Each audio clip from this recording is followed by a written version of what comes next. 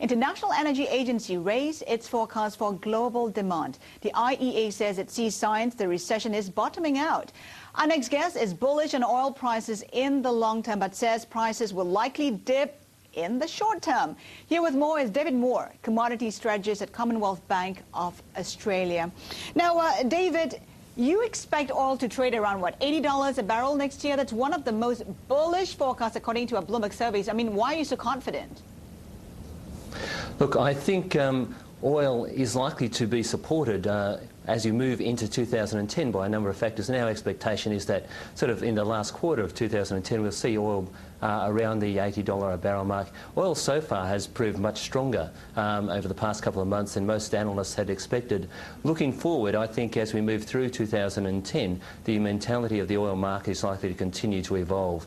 Increasingly its focus on going forward, continuing economic recovery, which is likely to be more concrete at that point, and also some of the concerns that we've heard in the past couple of years about growth, tepid growth in non-OPEC supply are also likely to remain prominent. And I think, coupled with the fact that OPEC is likely to retain a fairly firm grip on oil production, we'll see a combination of factors that will support the oil price, as you said, moving higher over the course of 2010 up to around $80 a barrel.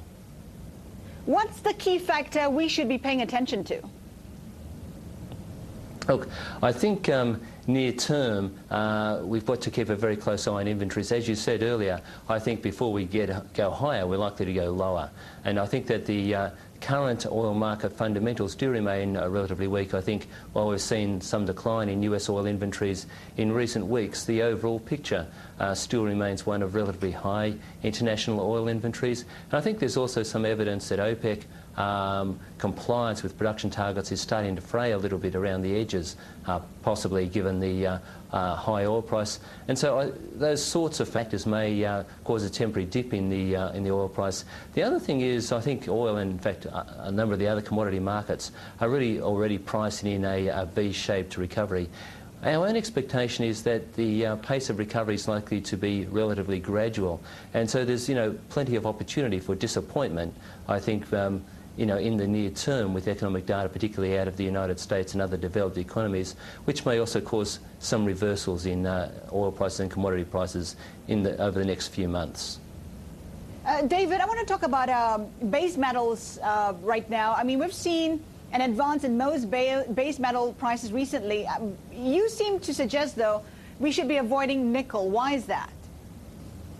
Look, I think of the base metals, nickel and aluminium have particularly weak fundamentals. The ratio of stocks to consumption for both those metals is very high, and they're also metals where there is plenty of excess capacity. So as prices rise, there's a potential for production restarts to occur, effectively stymieing price gains. And copper at a 9-month high today. I mean, what's the outlook for copper?